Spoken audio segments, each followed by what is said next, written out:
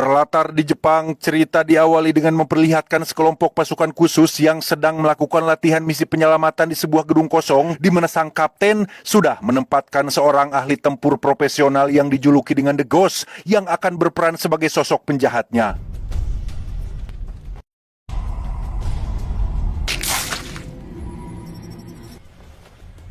Dan ya, kapten pun terkejut saat mendapati jika ada orang lain yang ikut nimbrung dalam latihan ini. Entah siapa sosok misterius ini, tapi The Ghost yang digadang-gadang ahli tempur pun terlihat sudah tumbang bersimbah darah, termasuk seluruh anggota pasukan yang tewas satu persatu.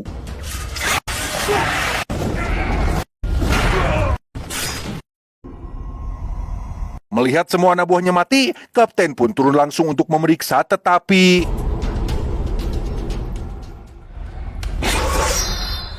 beberapa tahun kemudian, kita akan diperkenalkan pada seorang gadis yatim piatu bernama Sachi, di mana ia hanya hidup berdua bersama pamannya yang merupakan penjaga toko kelontong, dan tiba-tiba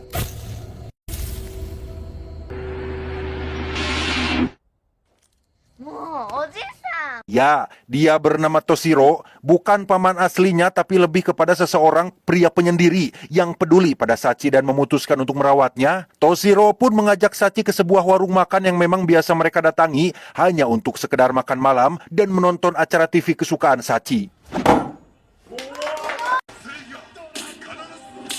Seperti kebanyakan lelaki penyendiri pada umumnya, Toshiro adalah sosok misterius yang entah seperti apa masa lalunya, namun dari kilasan ingatan dan bekas luka yang memenuhi tangannya, bisa dipastikan bahwa Toshiro adalah seseorang yang pernah hidup di dunia keras dan brutal. Susah molor, Toshiro pun pergi ke toko untuk sekedar melayani beberapa pelanggan yang datang malam hari, di mana saat ia sedang memanaskan sosis dan ubi cilembu, Toshiro kembali dihinggapi ingatan-ingatan buruk akan masa lalunya, hingga menunjukkan sikap aneh yang membuat si pembeli sedikit hariwang.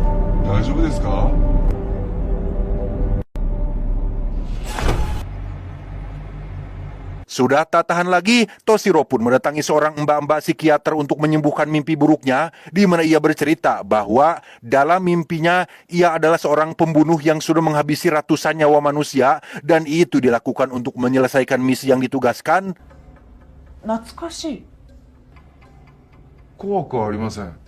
Entah itu hanya sekedar mimpi atau memang Toshiro sedang menceritakan masa lalu aslinya, mbak psikiater pun membuat semacam simulasi untuk tujuan terapi. Beliau meminta Toshiro untuk percaya bahwa ia sedang memegang sebuah pistol, tapi tebak apa reaksi Toshiro?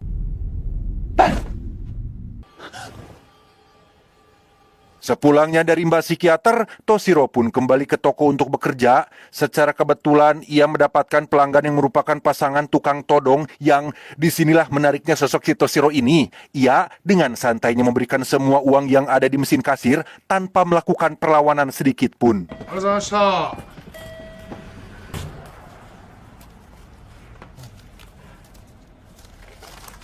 Sore harinya setelah selesai bekerja, Toshiro dan Sachi pun mendatangi rumah sakit untuk mengunjungi teman dekatnya yang bernama Kenji. Sekilas tampak seperti gay, tapi sebenarnya bukan. Itu karena mereka berdua sudah sangat dekat sekali, bahkan kehidupan Toshiro yang damai dan tentram dan normal sekarang ini adalah berkat bantuan Kenji yang sampai harus mengorbankan wajah dan kakinya cacat seumur hidup. Bye-bye. Ketika Toshiro dan Sachi pulang dari rumah sakit, Kenji tiba-tiba merasakan kehadiran bahaya yang sedang mendekat. Begitu pula dengan Toshiro yang sama-sama memiliki insting tajam, sehingga Sachi pun diminta untuk tunggu sebentar di tempat aman.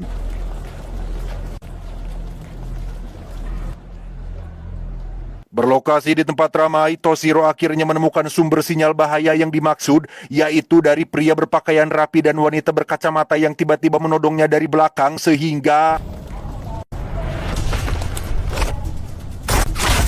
ya, entah siapa Toshiro ini, gerakannya sangat cepat dan lincah, bahkan mampu menghindari beberapa peluru yang ditembakkan, dan bermodalkan magazin pistol yang ia rebut dari wanita berkacamata, Toshiro pun mencopet sebuah pulpen dan menjadikannya sebagai senjata, dan tebak apa yang ia lakukan? Dari kematian dua pembunuh barusan bisa disimpulkan bahwa si Toshiro ini bukanlah pria sembarangan. Insting yang tajam, gerakan yang lincah, serta pembayaran pajak yang tepat waktu sudah cukup untuk membuktikan jika Toshiro adalah orang yang sudah membantai pasukan khusus yang ada di adegan awal film tadi.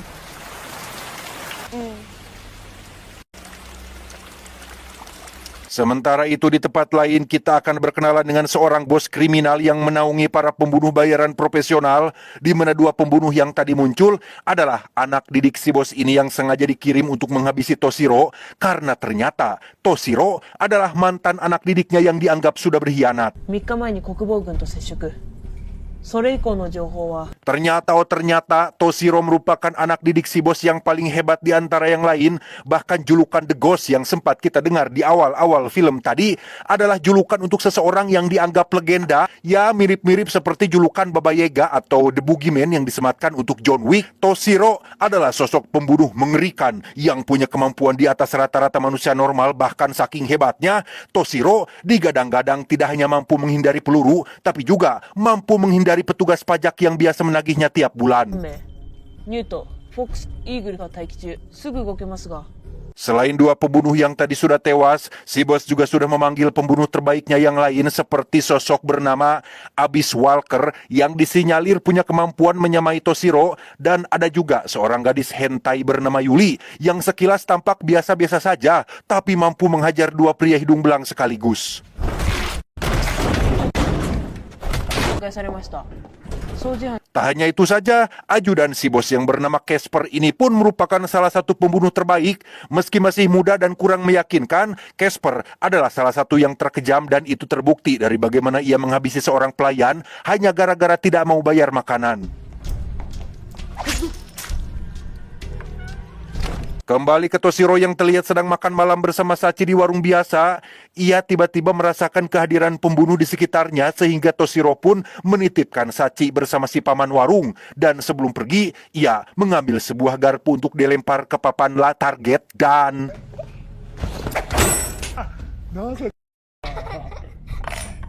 Instingnya tidak pernah salah. Saat Toshiro sedang melewati sebuah gang, di situ ada banyak sekali pembunuh yang menyamar sebagai warga sipil biasa yang jika Anda bukan profesional seperti Toshiro, mungkin Anda sudah modar dengan cepat oleh mereka semua.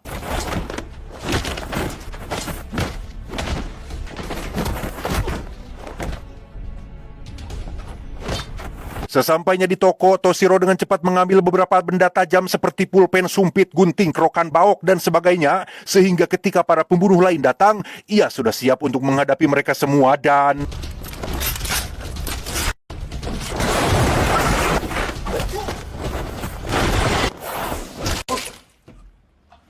Selesai menghabisi mereka semua, muncullah dua pemuda yang bernama kita panggil saja Samsul yang berambut gondrong dan Aceng yang tinggi kurus. Keduanya adalah para pemula yang dikirim oleh Kenji untuk membantu Toshiro. Ketika Samsul dan Aceng sedang membersihkan semua jasad yang ada di TKP, Toshiro sendiri pergi ke telepon umum untuk menelepon Sachi yang masih berada di warung, di mana ia kedatangan pembunuh lain yaitu si Teteh Yuli yang langsung menyerangnya tanpa aba-aba.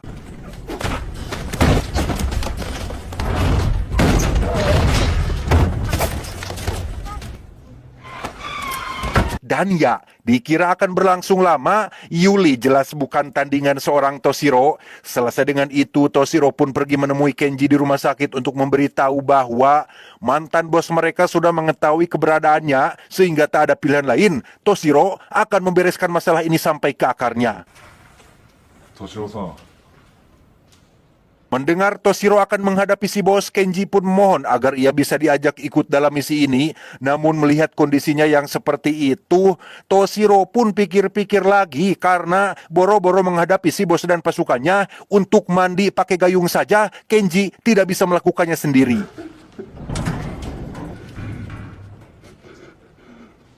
Beralih ke Samsul dan Aceng yang sedang menunggu kedatangan Toshiro. Di situ Samsul menceritakan sedikit tentang alasan kenapa si bos mengincar sosok Toshiro, bahwa Si bos diketahui merupakan pimpinan kriminal internasional yang sering menculik anak-anak di bawah umur untuk dicuci otaknya. Anak-anak tersebut nantinya akan dididik dan dijadikan sebagai mesin pembunuh yang disewakan pada para klien. Sampai suatu hari, Toshiro mendapati Sachi sebagai salah satu korban penculikan dan entah apa yang menggerakkan hati nuraninya, Toshiro tiba-tiba saja membelot dan membawa Sachi kabur dari organisasi tersebut.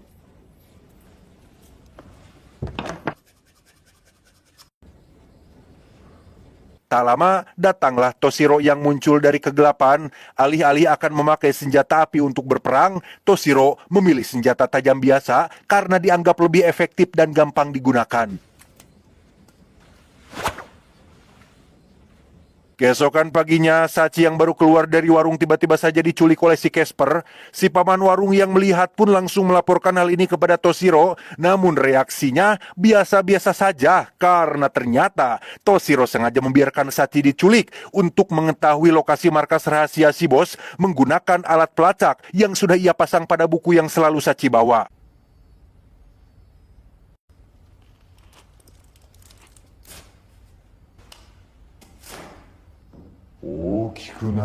Berlokasi di sebuah bangunan tua yang berada di atas bukit, Toshiro, Samsul, dan Aceng pun melakukan rapat kecil-kecilan untuk membahas terkait cara masuk mereka ke dalam bangunan. Terdapat sekitar kurang lebih 200 tentara atau agen terlatih yang menjaga tempat ini, sehingga membuat Aceng sedikit merasa ragu dan takut. Namun Toshiro langsung menenangkannya dengan mengatakan bahwa ia akan menghadapi mereka semua sendirian dan tugas Samsul dan Aceng hanya membereskan agen-agen kroco yang tersisa, termasuk menyelamatkan Sachi keluar dari sana.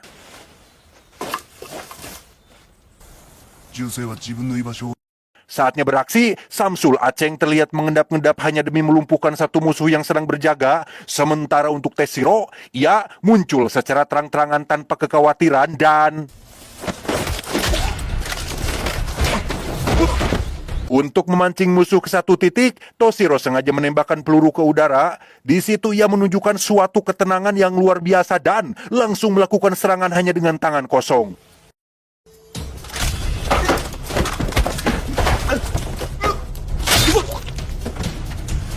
Memanfaatkan banyak pohon besar yang ada di hutan, Toshiro menjadikan itu sebagai tempat sembunyi sehingga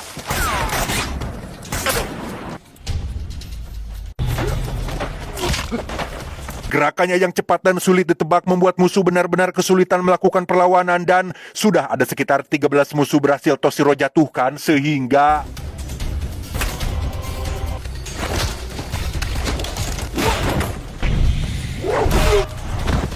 dan ya, alasan kenapa tendangan Toshiro sangat mematikan adalah karena di betisnya sudah diletakkan sebuah skop portable yang bisa ia bawa kemana saja. Menggunakan alat yang tidak biasa, Toshiro hanya mengandalkan skop tersebut sebagai senjata, tapi hasilnya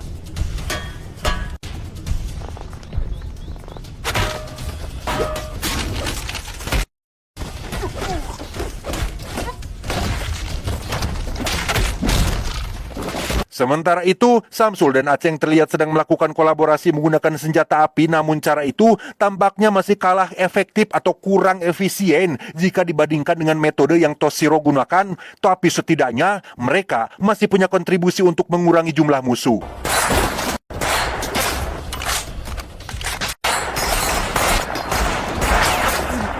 Tak bisa terus kolab, Samsul dan Aceng pun berpencar ke arah yang berbeda, di mana saat Samsul berhadap dengan musuh kroco, Aceng yang paling pemula justru harus menghadapi sosok Casper yang sangat kejam dan brutal sehingga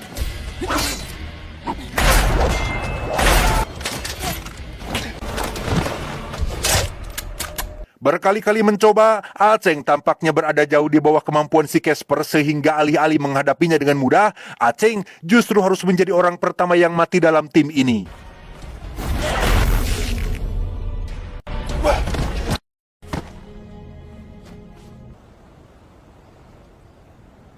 Kembali ke Toshiro yang sedang diincar oleh penembak jitu. Di sini kita akan melihat lagi kemampuan Toshiro yang mampu menghindari sebuah peluru dan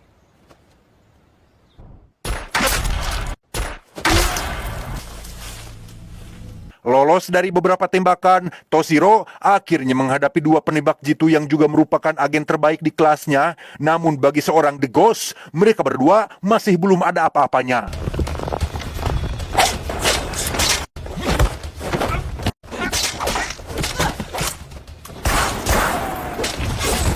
Selesai dengan dua agen yang katanya terbaik di kelasnya, kini Toshiro akan menghadapi Casper yang sudah lama punya ambisi untuk bisa menghadapi Toshiro sang legenda. Menyadari lawannya masih bocil, Toshiro pun membuang skop pamungkasnya dan hanya melakukan gerakan sederhana untuk bisa mengalahkannya.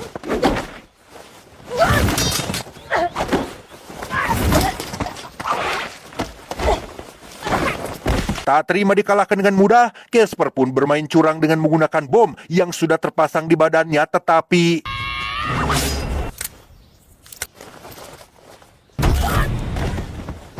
seusainya membuat Casper tak sadarkan diri, Toshiro pun bertemu dengan Samsul yang disuruh untuk masuk ke markas duluan karena instingnya mengatakan bahwa ada satu peleton yang baru saja dikirim dan benar saja mungkin ada sekitar 50 tentara dikirim khusus untuknya, sehingga demi menghemat waktu, Toshiro pun beralih ke alat yang lebih tajam, yaitu menggunakan dua celurit portable. Toshiro lagi-lagi menunjukkan kemampuan luar biasanya ketika ia menumbangkan mereka semua dengan sangat rapi, dan inilah yang terjadi.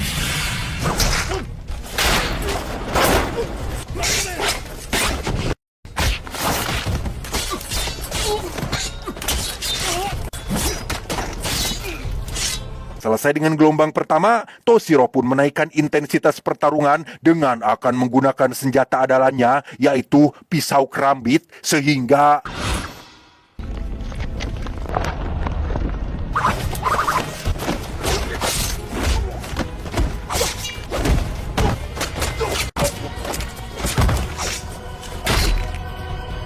selesai menghabisi puluhan musuh di luar, kini Toshiro mulai masuk ke dalam bangunan untuk menghadapi musuh yang ada di dalam, dan menggunakan senter sebagai pengalih perhatian, Toshiro berhasil menghabisi mereka semua dalam kegelapan.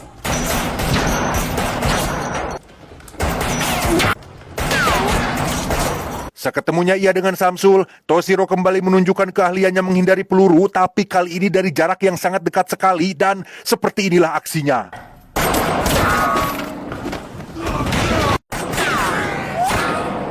Beres dengan para penjaga, Toshiro akhirnya berhasil menemukan Sachi yang masih dalam kondisi baik-baik saja. Karena ia harus membereskan semuanya hari ini, Sachi pun dititipkan kepada Samsul yang akan membawanya pergi. Namun Sachi tampak sangat berat harus berpisah lagi dengan Toshiro yang mungkin tidak akan berhasil selamat dalam pertarungan final nanti.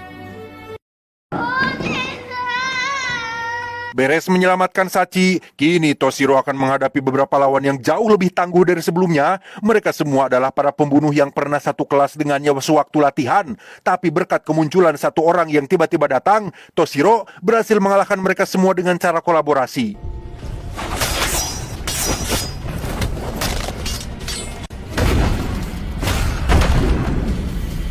Dan ya, inilah Abyss Walker, sosok yang digadang-gadang setara dengan Toshiro. Tak belajar dari pengalaman, Abyss Walker mencoba menembak Toshiro dari kejauhan, tetapi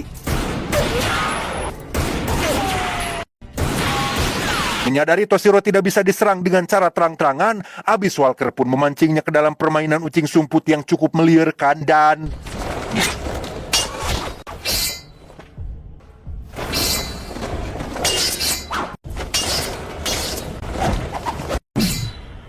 untuk pertama kalinya, Toshiro nyaris tewas oleh serangan cepat dari belakang, di mana ia malah dengan sengaja membiarkan Abyss Walker melukai wajahnya untuk sebagai pemicu adrenalin dalam duel ini.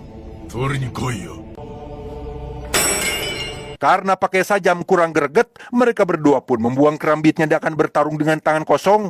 Sama-sama punya jurus yang mirip, yaitu jurus menggeolkan tak-tak alias melenggak-lenggokkan bahu. Keduanya saling jual beli pukulan, meski sekilas tampak seperti seekor congcorang yang sedang marah.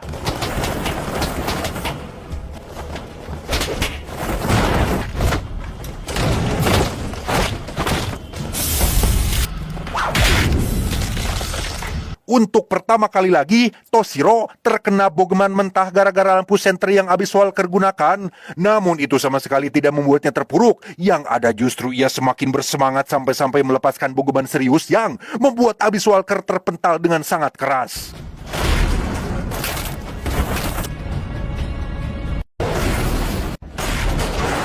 Beberapa jam setelah berhasil membereskan semuanya, Toshiro terlihat sudah kembali ke kota dan bertemu dengan si bos yang menjadi musuh terakhirnya. Menggunakan jurus hipnotis yang biasa si bos pakai untuk cuci otak, Toshiro pun sempat tak berdaya saat sedang mendekatinya, tetapi...